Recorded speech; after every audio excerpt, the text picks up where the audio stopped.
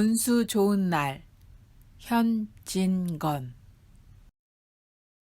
새침하게 흐린 품이 눈이 올 듯하더니 눈은 아니 오고 얼다가만 비가 추적추적 내리는 날이었다. 이 날이야말로 동소문 안에서 인력거꾼 노릇을 하는 김첨지에게는 오래간만에도 닥친 운수 좋은 날이었다. 문 안에, 거기도 문 밖은 아니지만 들어간답시는 앞집 마마님을 전찻길까지 모셔다 드린 것을 비롯으로 행여나 손님이 있을까 하고 정류장에서 어정어정하며 내리는 사람 하나하나에게 거의 비는 듯한 눈결을 보내고 있다가 마침내 교원인 듯한 양복쟁이를 동광학교까지 태워다 주기로 되었다. 첫 번에 30전, 둘째 번에 50전, 아침 대바람에 그리 흉치 않은 일이었다. 그야말로 재수가 옴붙어서 근 열흘 동안 돈 구경도 못한 김첨지는 10전짜리 백동화 서푼 또는 5푼이 찰깍하고 손바닥에 떨어질 째 거의 눈물을 흘릴 만큼 기뻤었다. 더구나 이날 이때에 이 80전이라는 돈이 그에게 얼마나 유용한지 몰랐다. 컬컬한 목에 모주 한 잔도 적실 수 있거니와 그보다도 앓는 아내에게 설렁탕 한 그릇도 사다 줄 수 있습니다. 그의 아내가 기침으로 쿨룩거리기는 벌써 달포가 넘었다. 조밥도 굶기를 먹다시피 하는 형편이니 물론 약 한 첩 써본 일이 없다. 구태여 쓰려면 못 쓸 바도 아니로되 그는 병이란 놈에게 약을 주어 보내면 재미를 붙여서 자꾸 온다는 자기의 신조에 어디까지 충실하였다. 따라서 의사에게 보인 적이 없으니 무슨 병인지는 알 수 없으되 반드시 누워가지고 일어나기는 새로 모로도 못 눕는 걸 보면 중증은 중증인 듯. 병이 이대도록 심해지기는 열흘 전에 조밥을 먹고 체한 때문이다. 그때도 김첨지가 오래간만에 돈을 얻어서 좁쌀 한 대와 10전짜리 나무 한 단을 사다 주었더니 김첨지의 말에 의지하면 그 오라질년이 천방지축으로 냄비에 대고 끓였다. 마음은 급하고 불길은 달지 않아 채 익지도 않은 것을 그 오라질년이 숟가락은 고만두고 손으로 움켜서 두 뺨에 주먹덩이 같은 혹이 붉어지도록 누가 빼앗을 듯이 처박질 하더니만 그날 저녁부터 가슴이 땡긴다, 배가 캥긴다고 눈을 흡뜨고 지랄병을 하였다. 그때 김첨지는 열화와 같이 성을 내며 에이 오라질년, 조랑복은 할 수가 없어. 못 먹어 병, 먹어서 병, 어쩌란 말이야. 왜 눈을 바로 뜨지 못해? 하고 앓는 이의 뺨을 한번 후려갈겼다. 흡뜬 눈은 조금 바루어졌건만 이슬이 맺히었다. 김첨지의 눈시울도 뜨끈뜨끈하였다. 이 환자가 그러고도 먹는 데는 물리지 않았다. 사흘 전부터 설렁탕 국물이 마시고 싶다고 남편을 졸랐다. 이런 오라질년, 조밥도 못 먹는 년이 설렁탕은 또 처먹고 지랄병을 하게? 라고 야단을 쳐보았건만 못 사주는 마음이 시원치는 않았다. 인제 설렁탕을 사줄 수도 있다. 앓는 어미 곁에서 배고파 보채는 개똥이 3살 먹이에게 죽을 사줄 수도 있다. 80전을 손에 쥔 김첨지의 마음은 푼푼하였다. 그러나 그의 행운은 그걸로 그치지 않았다. 땀과 빗물이 섞여 흐르는 목덜미를 기름주머니가 다 된 외목 수건으로 닦으며 그 학교 문을 돌아 나올 때였다. 뒤에서 인력거! 하고 부르는 소리가 난다. 자기를 불러 멈춘 사람이 그 학교 학생인 줄 김첨지는 한 번 보고 짐작할 수 있었다. 그 학생은 다짜고짜로 남대문 정거장까지 얼마요? 라고 물었다. 아마도 그 학교 기숙사에 있는 이로 동기방학을 이용하여 귀향하려 함이리라. 오늘 가기로 작정은 하였건만 비는 오고 짐은 있고 해서 어찌할 줄 모르다가 마침 김첨지를 보고 뛰어나왔음이리라. 그렇지 않으면 왜 구두를 채 신지 못해서 질질 끌고 비록 고구라 양복일 망정 노박이로 비를 맞으며 김첨지를 뒤쫓아 나왔으랴. 남대문 정거장까지 말씀입니까? 하고 김첨지는 잠깐 주저하였다. 그는 이 우중에 우장도 없이 그 먼 곳을 철벅거리고 가기가 싫었음일까? 처음 것 둘째 것으로 고만 만족하였음일까? 아니다. 결코 아니다. 이상하게도 꼬리를 맞물고 덤비는 이 행운 앞에 조금 겁이 났습니다. 그리고 집을 나올 때 아내의 부탁이 마음이 캥기었다. 앞집 마마님한테서 부르러 왔을 때 병이는 뼈만 남은 얼굴에 유일의 샘물 같은 유달리 크고 움푹한 눈에 애걸하는 빛을 띄우며 오늘은 나가지 말아요. 제발 덕분에 집에 붙어 있어요. 내가 이렇게 아픈데. 라고 모기 소리같이 중얼거리고 숨을 걸그렁 하였다. 그때 김첨지는 대수롭지 않은 듯이 아따 젠장 맞을년 별 빌어먹을 소리를 다 하네. 맞붙들고 앉았으면 누가 먹여 살릴 줄 알아? 하고 훌쩍 뛰어나오려니까 환자는 붙잡을 듯이 팔을 내저으며 나가지 말라도 그래. 그러면 일찍이 들어와요. 하고 목매인 소리가 뒤를 따랐다. 정거장까지 가잔 말을 들은 순간에 경련적으로 떠는 손, 유달리 큼직한 눈, 울듯한 아내의 얼굴이 김첨지의 눈앞에 어른어른하였다. 그래, 남대문 정거장까지 얼마란 말이오? 하고 학생은 초조한 듯이 인력거꾼의 얼굴을 바라보며 혼잣말같이 인천차가 11점에 있고 그 다음에는 새로 2점이던가? 라고 중얼거린다. 이런 50점만 줍시오. 이 말이 저도 모를 사이에 불쑥 김첨지의 입에서 떨어졌다. 제 입으로 부르고도 스스로 그 엄청난 돈 액수에 놀랐다. 한꺼번에 이런 금액을 불러라도 본 지가 그 얼마만인가. 그러자 그 돈 벌 용기가 병자에 대한 염려를 사르고 말았다. 설마 오늘 내로 어떠랴 싶었다. 무슨 일이 있더라도 제일 제2의 행운을 곱친 것보다고 오히려 갑절이 많은 이 행운을 놓칠 수 없다 하였다. 이런 50전은 너무 과한데? 이런 말을 하며 학생은 고개를 기웃하였다. 아니올시다. 이수로 치면 여기서 거기가 시오리가 넘는답니다. 또 이런 진날은 좀 더 주셔야지요. 하고 빙글빙글 웃는 차부의 얼굴에는 숨길 수 없는 기쁨이 넘쳐 흘렀다. 그러면 달라는 대로 줄 터이니 빨리 가요. 관대한 어린 손님은 이런 말을 남기고 총총히 옷도 입고 짐도 챙기러 갈 데로 갔다. 그 학생을 태우고 나선 김첨지의 다리는 이상하게 거뿐하였다. 다름질을 한다는 이보다 거의 나는 듯하였다. 바퀴도 어떻게 속히 도는지 구른다는 이보다 마치 얼음을 지쳐나가는 스케이트 모양으로 미끄러져 가는 듯하였다. 언 땅에 비가 내려 미끄럽기도 하였지만 이윽고 끄는 이의 다리는 무거워졌다.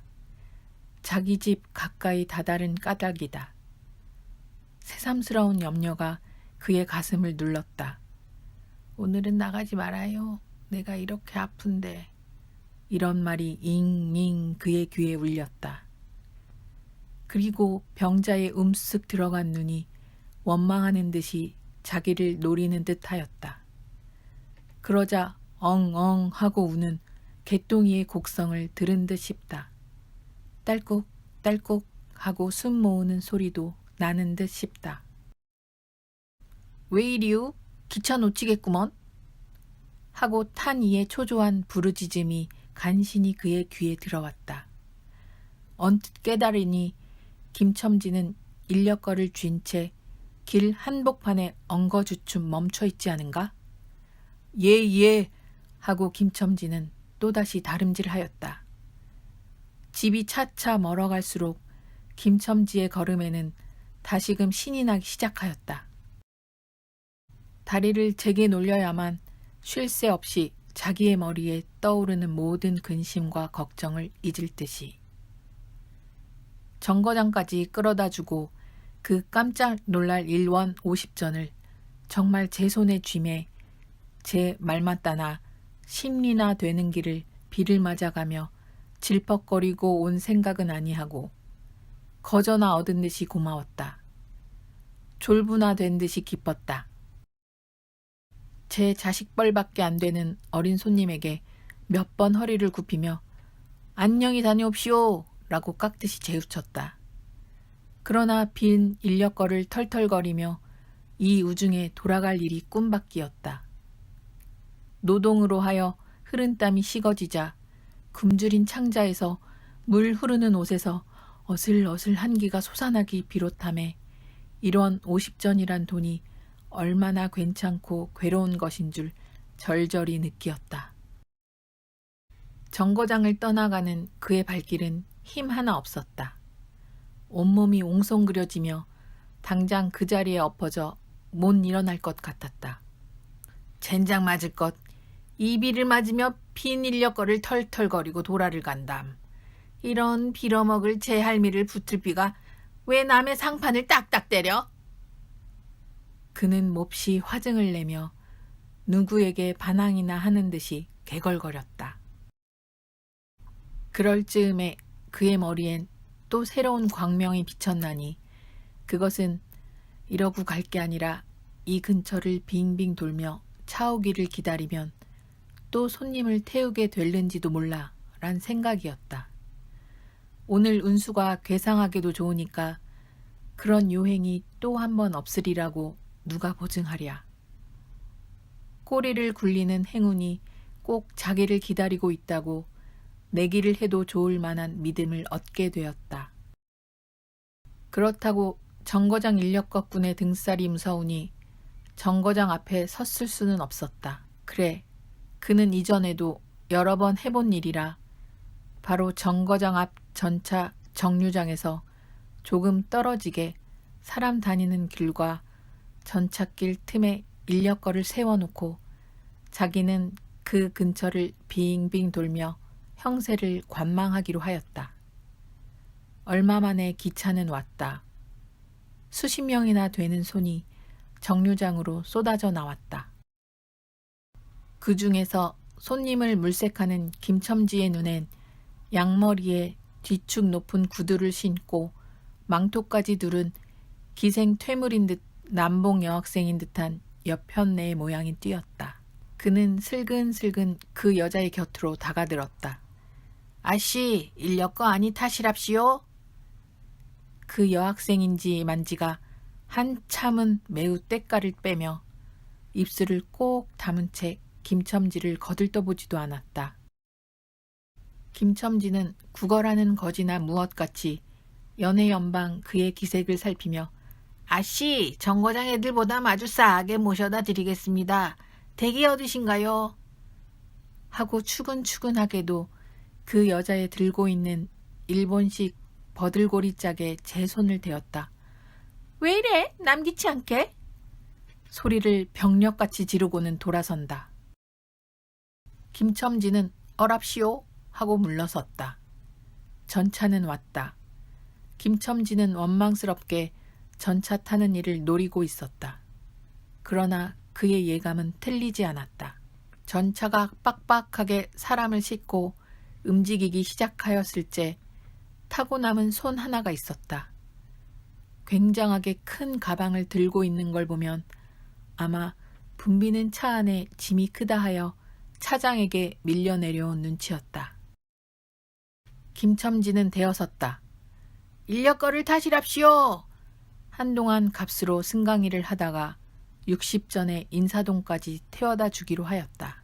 인력거가 무거워짐에 그의 몸은 이상하게도 가벼워졌고, 그리고 또 인력거가 가벼워지니 몸은 다시금 무거워졌건만 이번에는 마음조차 초조해 온다.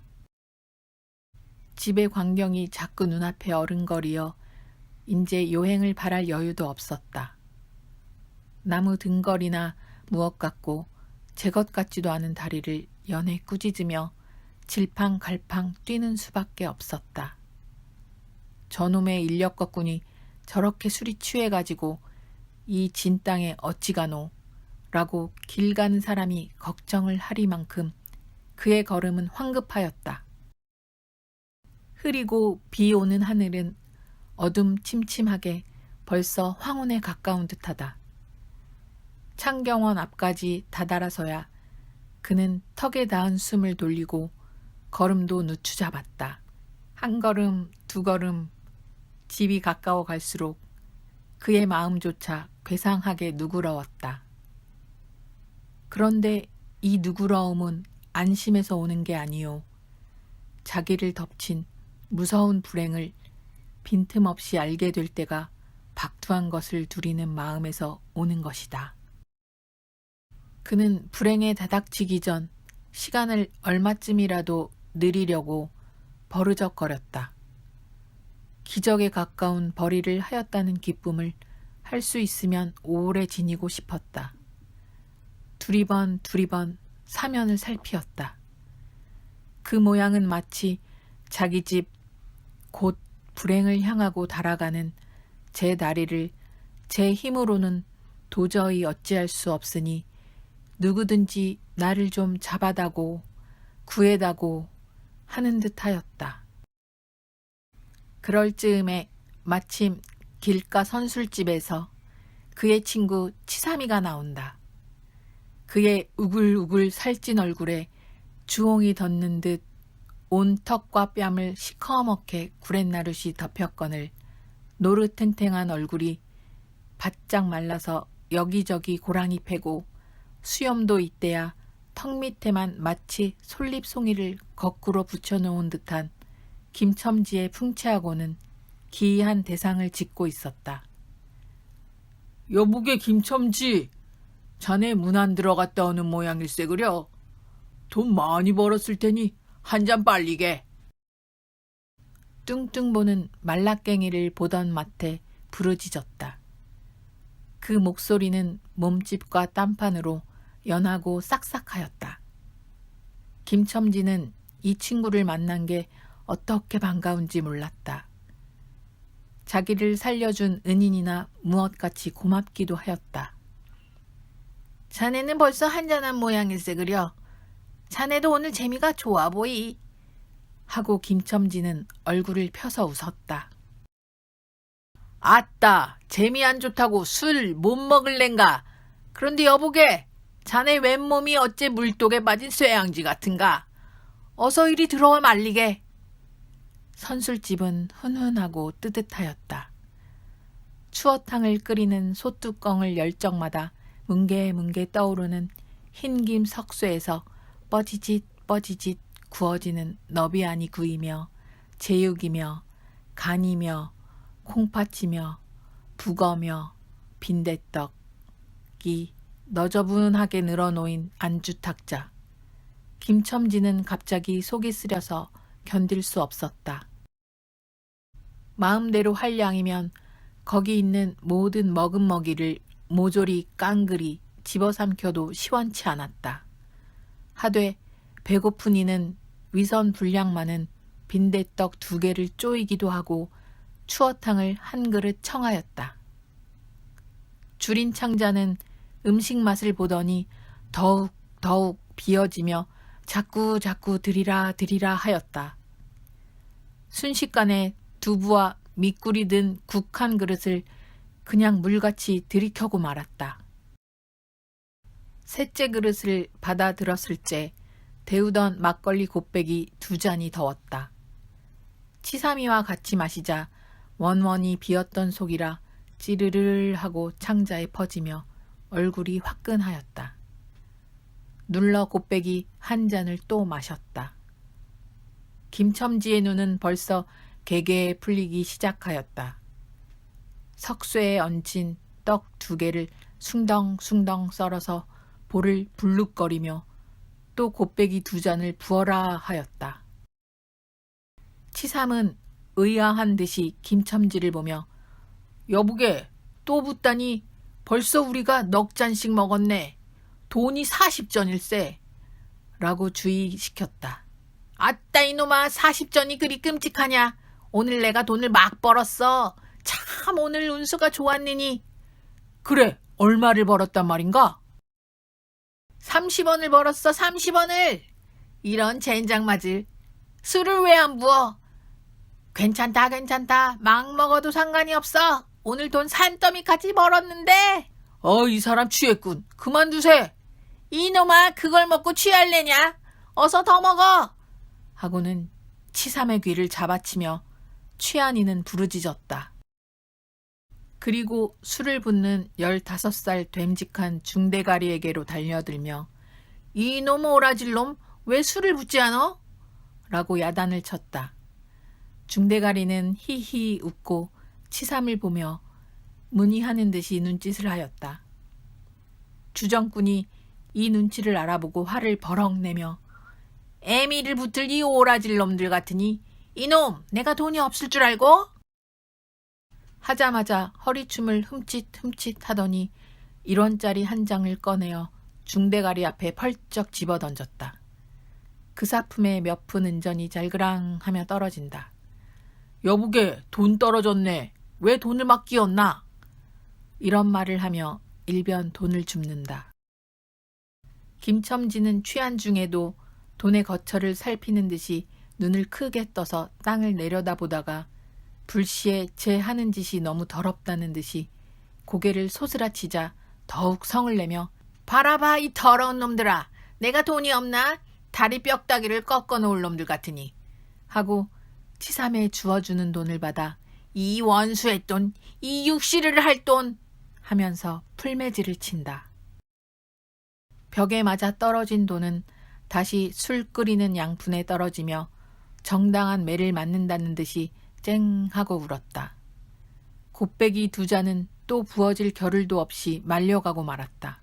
김첨지는 입술과 수염에 붙은 술을 빨아들이고 나서 매우 만족한 듯이 그 솔잎송이 수염을 쓰다듬으며 또 부어 또 부어 라고 외쳤다.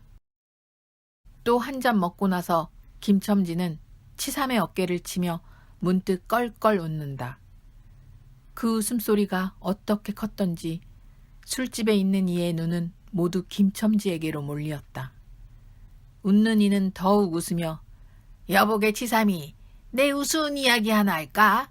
오늘 손을 태고 정거장에 가지 않았겠나? 그래서?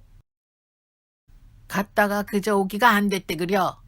그래 전차정류장에서 어름어름하며 손님 하나를 태울 궁리를 하지 않았나? 거기 마침 마마님이신지 여학생이신지 요새야 어디 논다니와 아가씨를 구별할 수가 있던가. 망토를 잡수시고 피를 맞고 서 있겠지.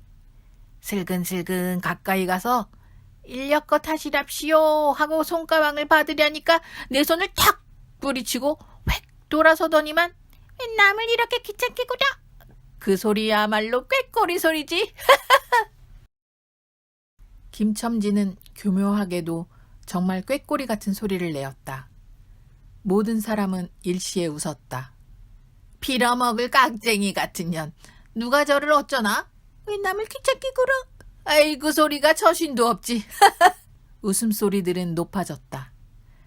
그러나 그 웃음소리들이 사라도 지기 전에 김첨지는 훌쩍훌쩍 울기 시작하였다.